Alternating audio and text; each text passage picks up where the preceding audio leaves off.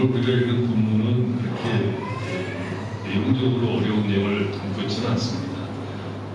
인간의 문제는 밖에 있다, 밖에 있는 것이 아니라 인간 안에 있다, 우리 안에 있다는 것을 이야기하시는 거죠. 바리새인과 서기관들의 문제는 이 정결 예식을 한다면 그것으로 깨끗하게 될 것이다 라고 생각을 했는데, 오늘 주님께서 하신 말씀은 문제는 우리 밖에 있지 않고 우리 마음이 문제의 근원이라고 분명하게 이야기하시죠. 14절을 보면 우리를 다시 불러 이르시되라고 하시면서 내 말을 듣고 깨달아야 된다라고 중요성을 얘기하시죠. 그것은 곧 인간의 문제는 밖에서 들어가는 것이 더럽게 하는 것이 아니라 사람 안에 더러운 것들이 밖으로 나와서 오히려 더럽게 한다라고 얘기하고 있죠. 예수님은 인간의 문제가 밖에 있는 것이 아니라 인간의 내면 속에 안에 있다는 것을 지적하신 것이죠. 하지만 17절을 보면 제자들조차도 이해를 못했다는 것을 알 수 있습니다. 제자들조차도 이해를 못했다는 것은 인간이 가장 큰 문제가 여기에 있다고 하는 것이죠. 인간의 문제는 항상 자신들의 문제가 밖에 있다라고 생각을 했습니다. 그래서 인간은 자신 밖에 있는 문제들을 해결하는데 온갖 노력을 다 해왔는데 우리는 그 온갖 노력을 문명이라고 부르는 겁니다. 문명이라고 하는 것은 인간이 인간 자신에게 문제가 있다 하는 것을 인식했고 그 문제를 해결하는 과정에서 세워지는 인간의 삶을 우리가 문명이라고 얘기합니다. 역사를 읽어보면 인간은 끊임없이 문제와 마주했었고 그 문제를 해결하려고 노력했다는 것을 알 수가 있습니다. 인간 역사 전체를 보지 말고 지금 우리의 현재를 봐도 그렇다는 것을 알 수 있습니다. 민주주의가 간단한 정치체제이고 그리고 이 민주주의를 통해서 많은 사람들이 이전보다 훨씬 더 나은 삶을 살게 되었죠. 민주주의가 자유민주주의가 인간한테 살 수 있는 많은 혜택을 제공했죠. 하지만 이 민주주의가 지금 제대로 작동하는 것처럼 보이지 않아 보인다는 거죠. 민주주의도 결국 인간의 문제를 푸는 답으로서 충분치 않아 보이고 있다는 겁니다. 왜냐하면 인간의 부지와 탐욕이 그 중심을 자리 잡고 있기 때문에 그렇습니다. 민주주의는 다수의 힘이 있고 진리가 보는 기초에 있죠. 그렇다면 그 다수가 언제나 진리입니까? 다수가 항상 옳습니까? 역사에서 볼 수 있는 위대한 정치가들의 행적을 한번 추적해 보십시오. 그러면 그들의 위대함이라고 하는 것은 다수에게 귀를 기울이는 것이 아니라 옳고 바른 길을 제시하고 백성들을 설득했기 때문에 위대한 정치가가 되었죠. 다수는 항상 옳지 않습니다. 왜냐하면 부지합니다. 그리고 탐욕스럽습니다. 부지하다는 것은 정보가 부족하다는 것이고 전체적으로 판단할 수 있는 여력이 많이 없다는 것이고, 탐욕적이라고 하는 것은 정치가 자신의 문제를 풀어줘야 된다고 생각을 하는데 머물러 있다는 거죠. 우리의 공동체, 그것은 우리가 지금 살고 있는 현 세대 그리고 우리의 미래 세대를 다 아울러서 현재와 미래에 속한 모든 사람들을 위한 정치를 요구하기보다는 자신과 자신에 속한 공동체의 현재 이익만 추구한다는 것에서 탐욕을 보이고 있다는 거죠. 지도자라고 하는 것은 다수가 보지 못하는 것을 보는 사람이고 다수가 생각하지 못하는 것을 생각하고 우리가 어디로 가야 되는가를 설득할 수 있을 때 지도자의 자격을 두어야 됩니다. 다수가 원하는 대로 부탁되고 하는 지도자는 지도자의 자격이 사실은 없죠. 그래서 민주주의에서 가장 나쁜 지도자는 대중이 아마는 포퓰리즘만 하는 지도자입니다. 포퓰리즘하는 지도자는 자신과 그 공동체와 미래를 담보하고 있기 때문에 경계해야 될 지도자라고 볼 수 있죠. 그런데 민주주의는 다수의 표를 받아야 되기 때문에 그 다수가 원하는 생각에 맞춰가는 것이 정치처럼 되어 있어서 민주주의도 서서히 퇴색하고 있는 것처럼 보인다는 거죠. 그것이 유럽, 미국, 한국 할 것 없이 다 그렇게 흘러가고 있는 것처럼 보입니다. 그러니까 인간의 역사는 인간의 문제가 항상 밖에 존재하는 것이라고 보고 수없이 제도와 정치와 사회 문제를 이리저리 바꾸고 이리저리 바꾸고 저리 바꾸고 한 것들입니다. 그것이 의미가 없다 한 것이 아니라 그것은 근본적인 해결책이 못 됩니다. 그러니까 신자가 정치나 사회 문제에 발을 들이지 말아야 한다는 것이 아니라 소명을 따라서 정치, 경제, 사회 문제에 뛰어들어서 일을 해야 됩니다. 그러나 그것이 인간의 문제를 근본적으로 해결하는 방식이 아니라 다만 조금 더 더디게 타락하고 조금 더 더디게 추악하고 조금 더 많은 사람들이 평등하게 조금 덜 불평등하게 하고 그리고 사회가 조금 더 유지하고 존재하도록 일하는 것이지 인간을 근본적인 차원에서 새롭게 하는 것은 아니라는 것을 알고 해야 됩니다. 예수를 믿는 사람의 시각, 성경의 시각으로 오늘 자세히 보십시오. 그러면 우리 사회가 개선되고 있습니까? 아니면 퇴보하고 있는 것처럼 보입니까? 인간의 물질 문명은 발달해서 우리의 삶의 어떤 환경들은 개선되고 편해지고 있는 것처럼 보이지만 인간 그 본질 자체는 걷잡을 수 없이 죄악의 길로 가는 것처럼 보입니다. 어떤 면에서는 인간을 더욱더 타락한 자리로 끌고 가는 것처럼 보입니다. 전에는 인간의 삶을 규정하는 법칙들이 그 사람이 예수를 믿든 예수 믿지 않든 인간의 삶을 규정하는 법칙들이 외부에 존재한다고 믿었습니다. 외부에 존재한다는 것은 객관적인 규칙, 모든 사람들에게 해당되는 객관적인 규칙들이 있다고 보았습니다. 객관적이라고 하는 것은 누구나 다 지켜야 되는 보편적이라는 뜻입니다. 그러나 지금은 인간의 삶을 규정하는 것이 우리 내부에 있다고 보기 시작했습니다. 우리 각자가 가지고 있는 내면의 경험과 감정과 이런 성향, 이런 것들을 이제 공동체나 국가가 인정해 주어야 하고 그것을 부정하는 것을 막아야 한다고 생각합니다. 그 대표적인 것이 성적 문제 아닙니까? 동성애나 트랜스젠더나 성의 여러 가지 젠더의 문제들은 그것이 한 개인의 내면에 존재하는 감정이요, 성향이요, 경험인데도 불구하고 이것을 일반적인 법칙으로 규정해서 우리가 사는 세상 속에서 법으로 보호를 받고 법으로 힘을 가지려고 노력하고 있다는 거죠. 그것을 소위 정치인들이 자기의 편을 위해서 귀를 기울이고 있는 것이 오늘날 세상이고 그들이 그것을 통해서 법으로 정하려고 하고 있습니다. 정한 나라도 있고 정하려고 하는 나라도 있고 그렇죠.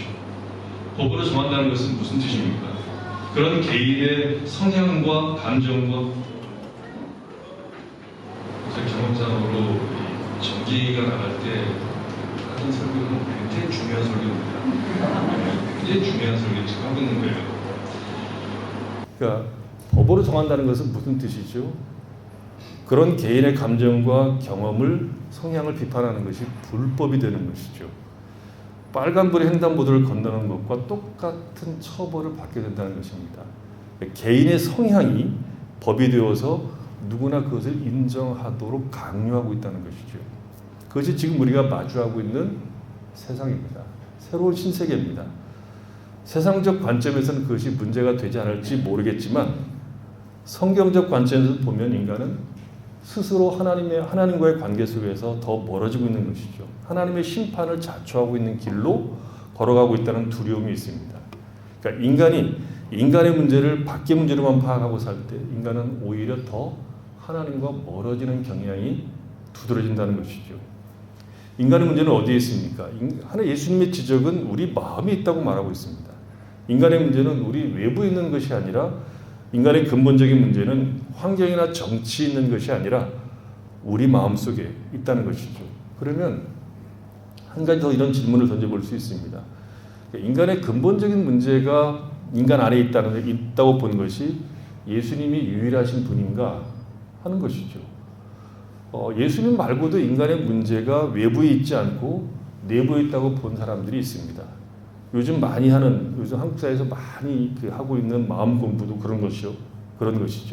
혹은 심리학이나 이런 모든 것들은 인간의 문제가 마음에 있다고 본 것입니다.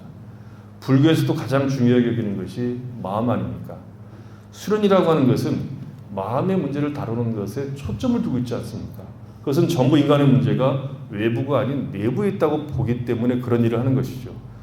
인간의 문제가 외부에 있다고 본 사람들이 한 일이라고 하는 것은 끊임없이 제도를 개선하고 정치를 개선하고 여러 기구들을 조직해서 해결하려고 했습니다. 그러면 인간의 문제가 내부에 있다고 본 사람들은 이 문제를 어떻게 해결했겠습니까? 인간의 문제가 인간 안에 있다고 본 사람들이 그 문제를 해결하는 방법으로 가장 많이 동원하는 것이 수행 혹은 고행, 수도 이런 것들입니다. 마음이 집착하고 반응할 수 있는 외부적 환경으로부터 일정하게 자신을 격리해서 마음에 집중해서 그 마음의 수준을 높이는 일을 했다는 것이죠. 그러니까 인간의 문제가 내부에 있다는 것을 안 사람들은 대부분 인간 안에 존재하는 마음을 자극하고 집착하게 하는 모든 것으로부터 자신을 격리시키는 것으로 답을 내놓았습니다. 예를 들어서 인간의 탐욕은 소유가 그 탐욕을 더 부채질한다고 보았기 때문에 무소유의 방향으로 가야만 마음이 다스려진다고 본 것입니다. 그러니까 탐욕이 보이는 소유를 더욱 탐하는 방향으로 가기 때문에 보이는 소유를 끊으면 탐욕을 죽일 수 있다고 본 것이죠. 그것을 세상에 살면서는 거의 불가능하니까 눈알을 뽑아버릴 수도 없고 불가능하니까 세상을 떠나서 자신을 다스리는 수행을 해야 된다고 생각을 한 겁니다. 그것이 꼭 불교만 있었던 것이 아닙니다. 기독교 안에도 있었습니다. 온갖 핍박 속에서 신앙을 지켰던 초대교회가 로마로부터 승리를 받고 국가 종교로 공의를 받자 심각한 문제가 생겼습니다. 기독교가 저 하층에서 핍박을 받다가 이제 상층에 권력에 되어서 부패한 길로 걸어가자 자신의 신앙을 순수하게 지키려고 했던 사람들이 세상을 떠나서 수도원을 만들어서 스스로 격리하는 일이 벌어졌습니다. 하지만 얼마 가지 않아서 남자 수도원과 여자 수도원 사이에 고아원이 생겼습니다. 왜 생겼는지 지금도 신비입니다. 모릅니다. 아무도. 세상이 문제가 있어서 자신들의 마음을 지킬 수 없자 자신의 마음을 지키고자 세상을 등졌지만 결국 실패했습니다. 왜 그랬을까요? 마음이 문제인데 어딜 간들 무슨 소용이 있겠습니까? 문제는 보이는 것이 아니라 마음이 근본적인 문제라고 하면 그 마음이 근본적으로 치유되지 않은 채 어디를 가도 소용이 없다는 것입니다. 마음을 자극하는 외부의 환경으로부터 분리되면 약간의 어떤 효과가 있을지 몰라도 근본적인 해결을 할 수가 없습니다. 생각해 보십시오. 무소유가 무슨 큰 능력입니까? 소유한 것을 어떻게 쓰느냐가 실력이지 무소유는 실력이 아닙니다. 무소유는 소유한 것을 정당하게 쓸 실력이 없어서 소유하는 것이 무서워서 도망간 것을 무소유라고 그러는 겁니다. 진짜 실력은 소유를 정당하게 하나님의 뜻 가운데 복되게 사용하는 능력입니다. 그러니까 마음에 문제가 있다고 생각하는 사람들은 거기까지는 맞았습니다. 그러나 그 마음을 정돈해서 말하자면 예수님께서 지금 말씀하신 마음에서 나오는 이 더러운 것들을 정돈하고 그 속에서 온전한 것이 나오도록 하는 일에는 다 실패했습니다. 어떤 사람은 심리학적 치료를 해보기도 하고 어떤 사람은 신비적 현상, 신비주의라고 그러는데 신비적 현상, 체험들, 황홀경을 통해서 해결하려고 했지만 그 역시 답이 안 됐습니다. 그냥 덮어놓은 것뿐이지 근본적인 문제는 해결을 못했다는 것이죠. 그러면 성경이 제시하는 것이 무엇입니까? 오늘 본문을 자세히 보면 뭐가 하나 분명히 빠져 있습니다. 모든 악한 것이 다 속에서 나와서 사람들을 더럽게 한다고 결론 내리시고 그러면 그 모든 악이 나오는 사람의 마음을 어떻게 해야 하느냐에 대한 답은 없습니다. 답이 없잖아요. 어떻게 해야 마음속에서 이 더러운 것들이 나오지 않게 됩니까? 답이 없습니다. 인간은 이 문제를 해결할 수 없습니다. 인간의 마음은 인간이 어떻게 볼 수 있는 것이 전혀 아닙니다. 내가 내 마음이지만 내 마음대로 할 수 있는 것이 인간이 가지고 있는 마음이라는 거죠. 어떤 방법으로도 인간은 인간의 마음을 어떻게 할 수가 없습니다. 여기 인간의 문제가 있습니다. 인간의 마음에 문제가 있는 이유가 무엇입니까? 그리고 마음에 문제가 있다고 하는 것을 알고 있음에도 불구하고 해결할 수 없는 이유가 무엇입니까? 성경은 하나님께 대하여 죽었기 때문이라고 답을 냅니다. 하나님께 대하여 죽었다는 것이 무슨 뜻입니까? 하나님께서 처음 창조하실 때 인간에게 주었던 의와 진리와 거룩을 상실했다는 뜻입니다. 하나님께 대하여 죽었기 때문에 인간은 의와 진리와 거룩 대신 하나님을 거역하는 죄를 향하여 가게 되었다는 것입니다. 하나님께 대하여 죽으면 의에 대하여 죽은 자가 되기 때문에 할 수 있는 일이라고 하는 것은 죄를 짓는 것밖에 할 수 없다는 뜻입니다. 생명과 진리의 근원으로부터, 말하자면 물질리가 시작하는 수원으로부터 떨어졌기 때문에 물이 흐르지 않고 온갖 잡동사니가 쌓이는 것과 같이 생명과 진리의 근원이신 하나님으로부터 분리되자 죽어버리자 더러운 것들만 생겼다는 것이죠. 칼빈은 인간의 마음은 죄를 생산하는 공장과 같다고 그랬습니다. 그것도 순도 100%의 생산성을 가지고 있는 죄를 만드는 공장이라고 했습니다. 거룩과 생명이 흘러나오는 원천으로부터 차단되었기 때문에 인간은 생명과 진리와 거룩으로부터 분리가 되었습니다. 그것이 죄입니다. 죄는 의와 진리와 생명으로부터 차단되었기 때문에 오늘 주님이 말씀하신 본문에 나오는 온갖 더러운 것들만 나옵니다. 그것을 하나님께 대하여 죽은 것이라고 얘기합니다. 그리고 그 죄로부터 인간은 우리가 아는 죄들을 생산해내고 있는 겁니다. 그래서 인간을 죄의 종이라고 부르는 것이죠. 인간은 스스로 자신의 이런 마음들을 스스로 이 마음들을 온전하게 할 능력이 전혀 없습니다. 여기 인간의 비극이 있습니다. 문제가 있음을 압니다. 그래서 해결해 보려고 노력한 겁니다. 바리새인과 서기관들도 해결해 보려고 노력한 겁니다. 그런데 한 걸음도 앞으로 나간 적이 없다는 것이 역사가 우리에게 보여주는 사실입니다. 여러분 집에 가서 노마스 1장을 읽어보십시오. 노마스 1장에 보면 그 죄악들이 쭉 나열되어 있는데 그 당시 로마 사회 속에 있었던 죄들이, 그 문제들이 지금 우리 시대에 그대로 똑같이 나오고 있는 것을 확인해 볼 수 있습니다. 2000년 전에 로마 사람들과 2000년 후에 우리 현대인들이 동일한 문제 속에 있다는 것을 성경은 늘 이야기합니다. 수백 년, 수천 년의 역사 드라마가 우리에게 이해되는 이유가 무엇입니까? 동일한 문제를 안고 있기 때문에 그렇습니다. 다른 것은 하나뿐입니다. 강감찬 장군은 걷고 말 타고 칼로 싸운 것이고 지금 미사일 쏘고 대포 쏘고 전차와 장갑차로 싸우는 것뿐입니다. 동일한 이유로 싸웁니다. 예나 지금이나 동일한 이유로 싸웁니다. 다만 싸우는 무기만 바뀐 겁니다. 인간은 결코 진보하지 않았습니다. 진보주의자들이 말한 것처럼 인간은 한 걸음도 진보한 것이 없습니다. 오히려 주님의 경고는 주 예수께서 재림하신다고 말하고 있습니다.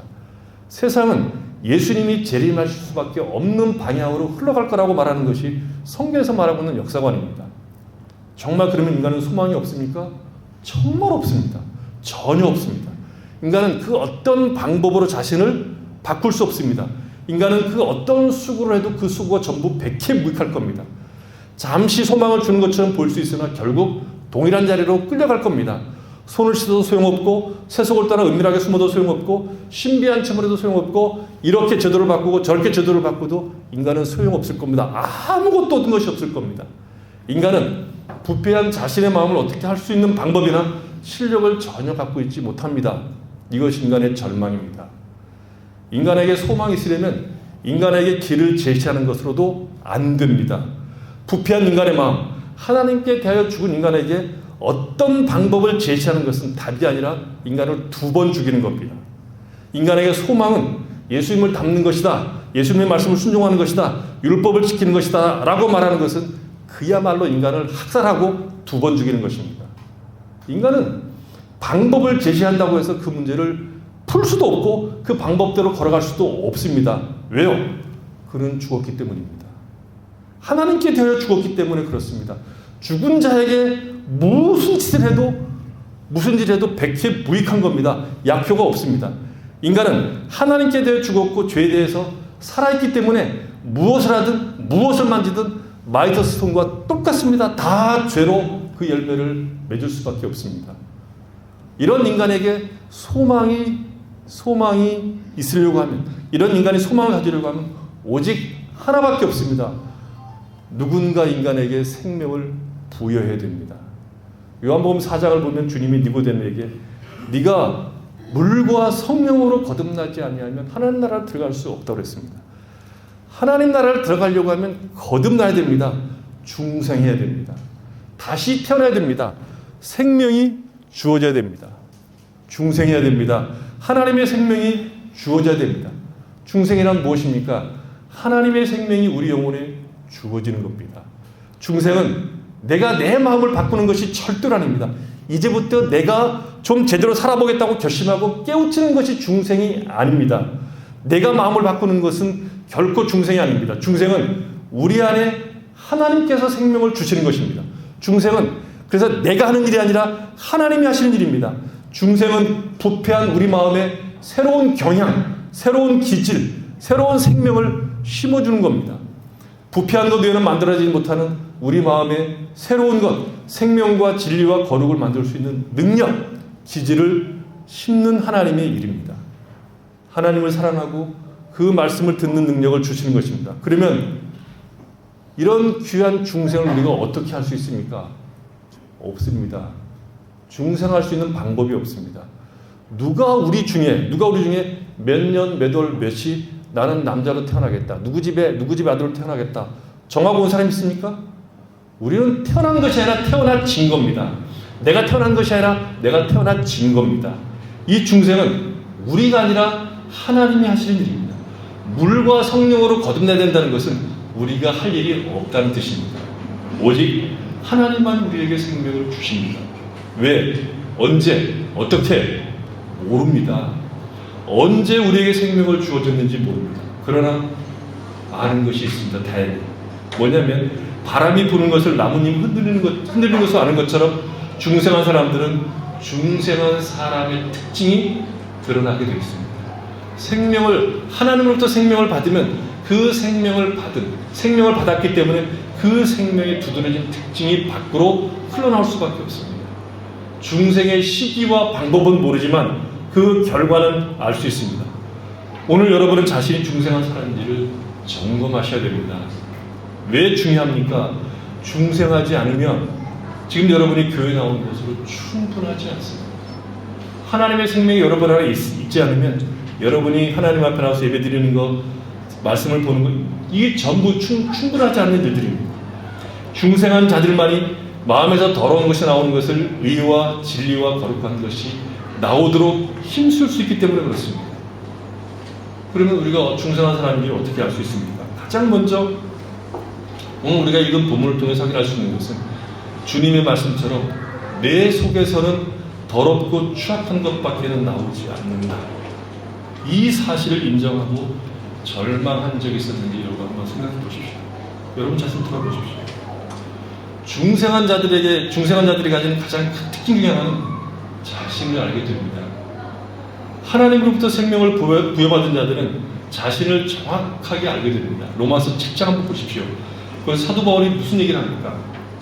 7장 15절에 보면 나의 행하는 것을 내가 알지 못하노니 내가 곧 원하는 이것을 행하지 아니하고 도리어 미워하는 그것을 함이라. 만일 내가 원치 아니하는 그것을 하면 내가 이로 율법에 사는 것을 시인하노니 이제는 이것을 행하는 자가 내가 아니요 내 속에 거하는 존이라. 내 속 곧 내 육신에 선한 것이 거하지 아니하는 줄 아노니 원하면 내게 있으나 선행하는 것은 없다. 내가 원하는 바 선은 하지 아니하고 도리어 원치 아니하는 바 악은 행하는도다. 이 탄식하는 사람이 누구냐에 대한 해석이 분분하죠. 그러나 한 가지 분명한 것이 있습니다. 불신자는 아닙니다. 바울은 자신이 불신자였을 때 담대하게 이렇게 결정했던 사람입니다. 나는 율법의 의로는 흠이 없는 사람이다. 이게 예수 만나기 전에 사도 바울이 자기가 자기를 평가할 때 나는 율법의 의로는 흠이 없는 사람이다 라고 평가했습니다. 불신자는 자신 속에 투쟁이 존재하지 않습니다. 이런 투쟁이 존재하는 사람은 오직 신자 외에는 없습니다. 영혼 안에 생명이 주어진 사람들만 이 사실을 압니다. 자신의 무능력을 압니다. 자신의 타락을 압니다. 죄가 가지고 있는 무시무시한 힘을 감지합니다. 중생한 자들은 자신이 얼마나 형편없는 사람인가를 압니다. 세상에서는 존경받을 수 있고 사랑받을 수 있는 사람일 수 있으나 하나님 앞에서 자신을 비춰보면 더럽고 추악하기 그지없는 하나님의 은혜와 자비가 아니면 소망이 없는 모습을 정확하게 합니다. 내 모습을 정말 누구도 보지 않았으면 좋겠다고 말하는 사람들입니다. 신자라고 말하면서 이것이 무슨 말인지 전혀 모른다면 그 사람은 아직도 하나님의 생명이 주어진 적이 없는 사람입니다. 중생한 사람은 지금 본문에서 하신 예수님의 말씀에 100% 동감합니다. 내 속에서는 이것밖에 나오지 않는다고 100% 동의합니다. 내 마음이 얼마나 더러운가를 압니다. 소망이 없음을 압니다. 겉으로 보기에 멀쩡한 것처럼 보이지만 중생의 은혜가 주어지는 순간 나는 하나님의 은혜가 아니면 절대로 안 된다는 것을 알게 됩니다. 천도역정에 보면 인간의 마음을 명확하게 보여주는 장면이 나옵니다. 해설자가 순례자를 먼지로 가득한 아주 큰 거실로 데려갑니다. 방을 살펴보고 난 다음에 해설자는 어떤 남자에게 먼지를 닦으라고 얘기합니다. 그가 닦기 시작하자 오히려 먼지가 온 방 안에 풀풀 날리기 시작합니다. 순례자가 숨을 쉴 수 없을 정도로 먼지가 날립니다. 인간은 자신을 올바르게 하려고 하면 할수록 오히려 죄의 힘을 느낍니다. 중생한 자들은 자신은 도저히 그 먼지를 닦을 수 없다는 것을 압니다. 아니, 오히려 닦으면 닦을수록 더 심각해지는 것을 압니다. 여러분은 예수 그리스도를 믿기 전에 절망해 본 적이 있습니까? 자신에 대해서 절망해 본 적이 있습니까? 왜 내 속에는 이런 것밖에 나오지 않는가? 그렇게 기겁해 본 적이 있습니까? 예수를 믿는다는 것은 내가 가진 것 중에 조금 부족한 것, 약간 고장난 것을 고쳐서 바르게 하는 것이 결코 아닙니다. 신자는 바르게 살겠다고 결심한 사람이 결코 아닙니다. 만약에 그런 생각으로 내가 기독교인이라고 말한다면 여러분은 중생의 은혜가 필요한 사람들입니다. 그 다음에 내가 중생한 사람인가 알 수 있는 것은 나의 추악함, 이 전적인 부패로부터 구원 얻을 수 있는 방법은 죄를 회개하고 돌이켜 우리의 구원의 주이신 예수를 믿는 것 외에는 없다고 말하는 겁니다. 중생한 사람은 생각합니다. 자신의 죄를 보고 생각합니다. 어찌하면 구원받을 수 있을까? 어찌하면 이 죄로부터 내가 해방받을 수 있을까? 그리고 그 죄에 대해서 돌이킬 뿐만 아니라 나를 구원하실 분은 오직 예수밖에 없다 라고 생각하고 그 예수를 잡습니다. 다시 앞에서 본 천로역정의 장면을 이어서 이런 얘기가 나옵니다. 먼지를 닦으면 닦을수록 먼지가 더 심해지자 해설자는 한 소녀에게 물을 가져와서 방에다 뿌려라 라고 얘기합니다. 그러자 소녀가 물을 가져와서 뿌리자 방 안의 먼지가 깨끗하게 됩니다. 먼지는 우리의 타락과 우리의 부패한 마음을 상징합니다. 그 부패한 마음을 닦는 것은 율법으로 닦는 것을 말합니다. 우리가 안다고 해서 되는 것이 아니라 오히려 더 절망하게 됩니다. 죄의 많은 마음은 곧 물, 곧 복음, 곧 그리스도 예수의 보혈로 닦아내는 대신에 율법으로 닦으려고 하면 먼지가 날리고 죄가 다시 살아나고 그 죄의 힘을 더 강력하게 느끼게 되고 지배를 받게 된다는 것이죠.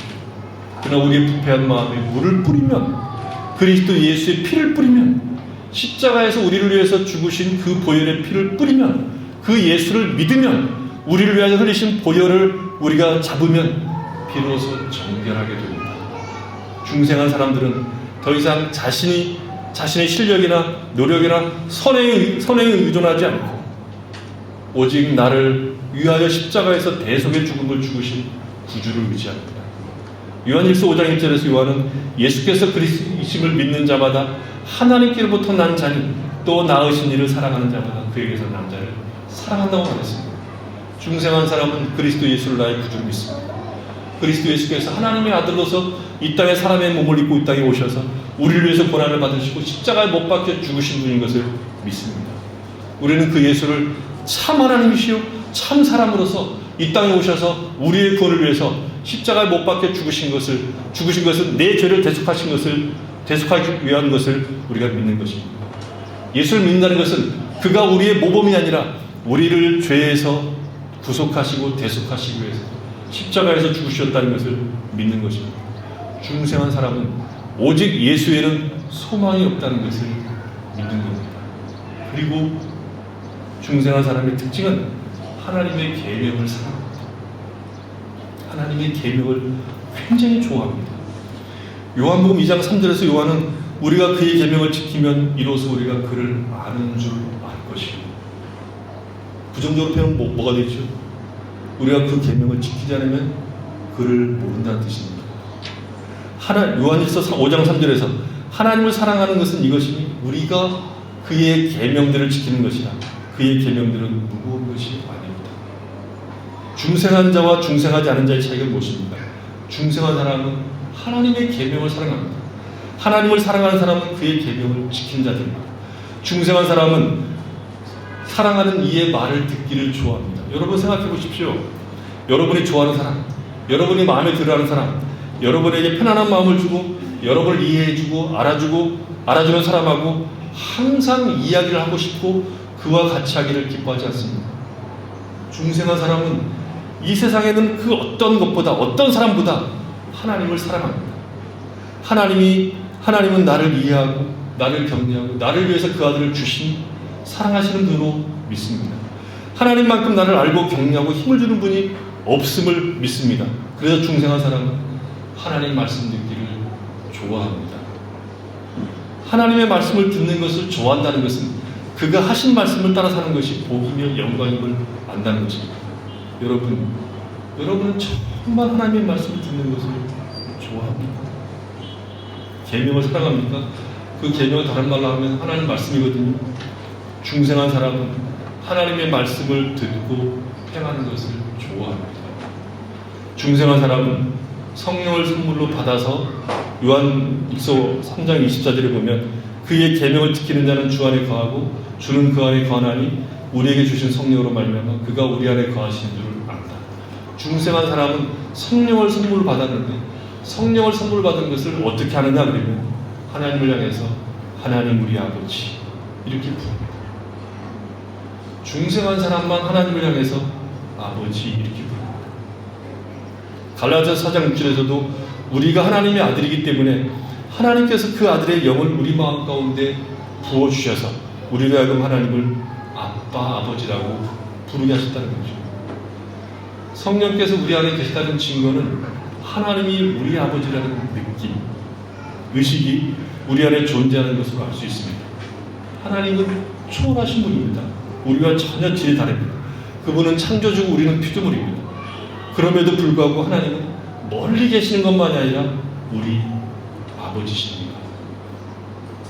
중생한 사람들은 성령으로 말미암아 하나님을 하나님 우리 아버지, 하늘에 계신 우리 아버지, 그리고 그 부름 속에 우리의 모든 삶의 고단함들이 다 녹여질 수 있는 친밀함, 뭐라고 그래야죠? 부자 유친, 뭐 그런 것들을 느끼게 됩니다.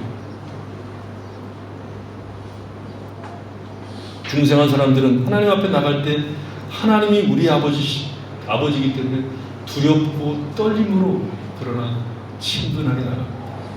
여러분은 하나님 우리 아버지신 것을 늘 의식합니까? 또 중생한 사람들은 특징이 형제를 사랑합니다. 요한일서 3장 14절을 보면 우리는 형제를 사랑함으로 사망에서 옮겨 생명으로 들어간 줄을 알거니와 사랑하지 아니하는 자는 사망에 머물러 있는 것. 신자들은 모두 그리스도 예수로 말미암아 결합되어 있을 뿐만 아니라 신자들 서로에게 결합되어 있기 때문에 사랑할 수밖에 없습니다. 한 몸의 지체이기 때문에 사랑하지 않는 것이 더 이상한 존재들이 신자들입니다. 신자는 신자를 알아보고 다른 모임보다 신자와 교제하는 것을 더 좋아합니다. 위대한 사람, 훌륭한 사람, 나에게 이익이 될 만한 사람보다 무명의 신자, 별 이득이 없어 보이는 신자와의 만남을 더 선호합니다. 어제 우리 김학래 집사님 보내드렸습니다. 여러분 그 김학래 집사님의 부고 소식을 들었을 때 김 아무개처럼 느꼈습니까? 아니면 우리 형제로 느꼈습니까? 그냥 김 아무개였습니까? 여러분 자신도 돌아보십시오. 예수 믿는 사람들은 한 공동체라는 것은 세상과 다르게 그러니까 어떤 배경, 그러니까 뭐 세상처럼 친하고 친밀하고 어떤 이해관계 속에서 전혀 얽혀있지 않을지라도 우리 중에 어떤 형제가 그런 부고를 나갈 때 힘 아무개인지 아니면 우리 안에 형제인지 어떤 느낌을 가져도 여러분 한번 생각해 보십시오. 우리는 그가 무명의 신자일지라도 나하고 아무 관계없는 이해관계 없는 신자일지라도 우리가 한 공동체 안에 있을 때 우리가 느끼는 감정이 전혀 달라야 됩니다. 신자는 육체적으로 이어져 있으나 예수를 믿지 않는 가족이나 친척보다 그리스도 예수 안에서 한 몸 된 신자가 훨씬 더 친밀하고 더 가족같이 여겨져야 됩니다. 형제를 사랑하지 않는 것은 아직 형제가 아니기 때문에 그러겠죠. 중생한 사람은 다 한 아버지를 모시고 사는 하늘의 가족입니다. 그러게 형제 사랑은 중생한 사람들의 특징이란 말이죠. 그럼 사랑이 뭐냐 그러면 이 문제는 좀 더 다뤄야 되겠지만 중생한 사람은 같은 중생한 사람들을 한 몸으로 한 동기로 여기고 참고 견디고 기다리고 인내하는 것을 사랑이라고 말합니다. 사랑은 오래 참는 것인데 영어로 하면 long suffering입니다. 오래 고통입니다. long suffering을 가장 잘하는 사람이 누군지 아십니까? 세상에서 부모입니다. 부모가 자식을 사랑하는 것은 long suffering 아닙니다. 아닙니다. 어떤 데 갖다 버리고 싶지 않습니다. 근데 못 버리죠. long suffering 하는 겁니다. 그게 형제 사랑입니다. 성경은 결코 포기하지 않는 것을 사랑이라고 얘기하죠. 그것을 감내할 수 있는 이유는 우리가 같은 생명을 가졌고 같은 피로 한 몸이 되었기 때문입니다. 그러니 여러분 어디 가서 다카 한인교회 공동체 한영계된 형제들 예수 안 믿는 사람들한테 가서 흉을 보고 뭐라고 하는 것만큼 밥통 같은 짓은 없는 겁니다. 형제사랑은 중생의 가장 강력한 증거 중에 하나입니다. 생명은 알아봅니다. 그 다음으로 볼 수 있는 증거는 중생한 사람만이 내적 갈등, 내적 싸움을 합니다. 갈라디아서 5장 17절을 보면 육체의 수욕은 성령을 거스리고 성령 육체를 거스리나니 이 둘이 서로 대적함으로 너희가 원하는 것을 하지 못하게 합니다. 중생한 사람만 내 안에 성령과 마귀가 서로 소유권을 다투고 있다는 것을 압니다. 자신이 그 충돌의 장소라는 것을 의식합니다. 그러니까 두 세력, 두 권세를 의식하고 그것을 의식하는 사람들은 오직 신자들밖에 없습니다. 신자는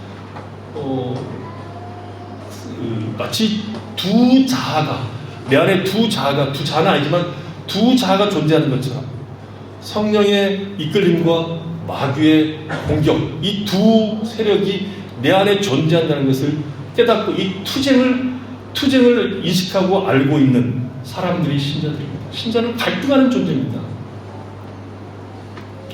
예수를 안 믿는 사람들에게는 이 갈등이 없죠. 예수를 믿는 사람들, 중생한 사람들만이 생명이 존재하기 때문에 이 갈등이 존재합니다.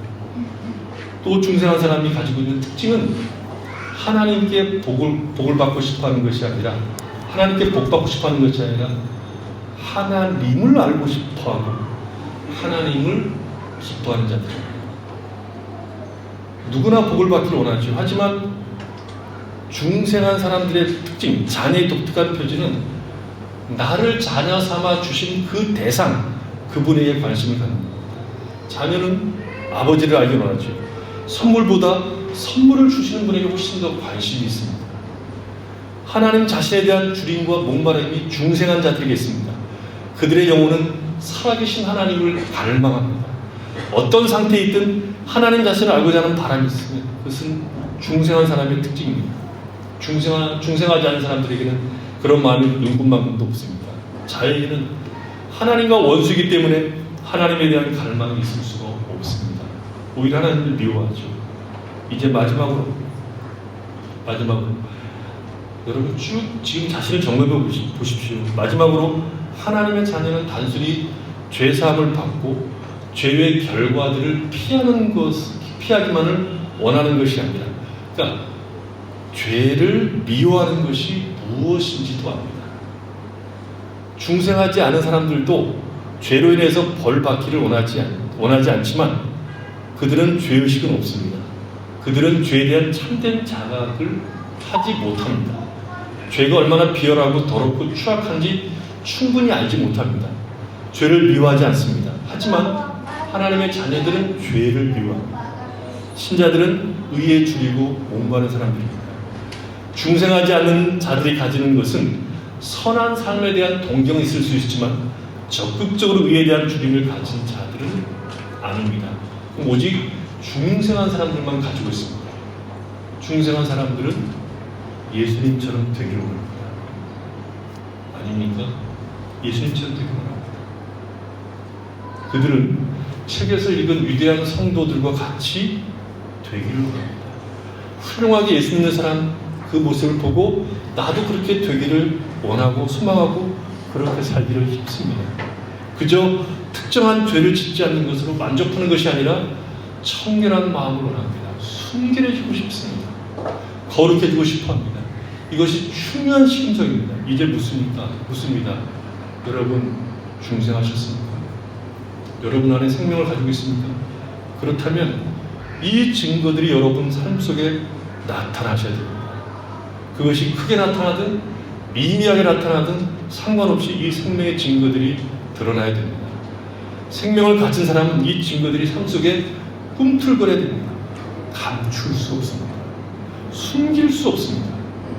없으면 어떻게 된 겁니까? 아직 죽어있는 상태입니다.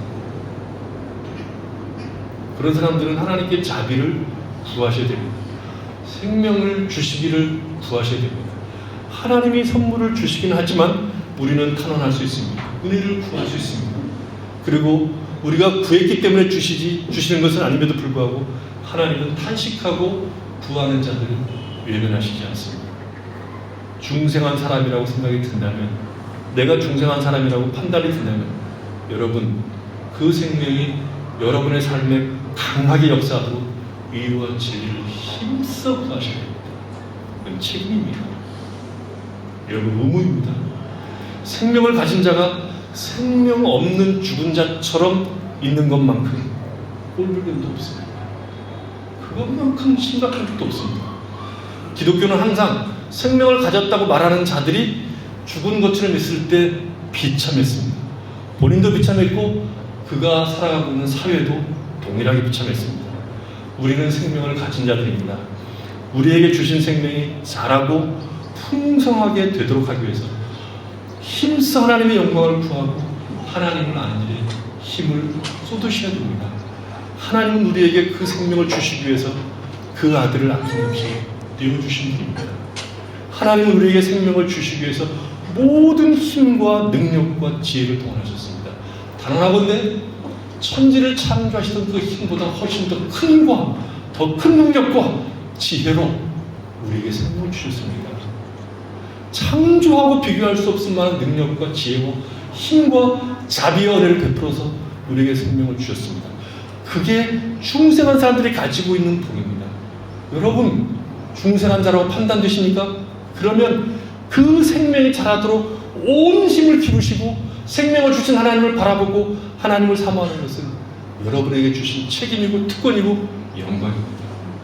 그 생명이 자라도록 생명의 말씀에 귀를 기울이시고 온전한 마음으로 주님을 사랑하고 사모하십시오. 중생한 자라고 여기면서 죽은 자처럼 사는 것만큼 우리에게 생명을 주신 하나님을 못 엎는 일도 없습니다. 죽은 자 가운데서 일어나십시오. 빛 가운데 가십시오. 오 주님께서 우리에게 은혜를 베풀어 주셔서 우리에게 생명을 주시고 더 풍성하게 주시는 하나님께 우리의 마음을 드리는 즐거움을 결코 놓치지 마십시오.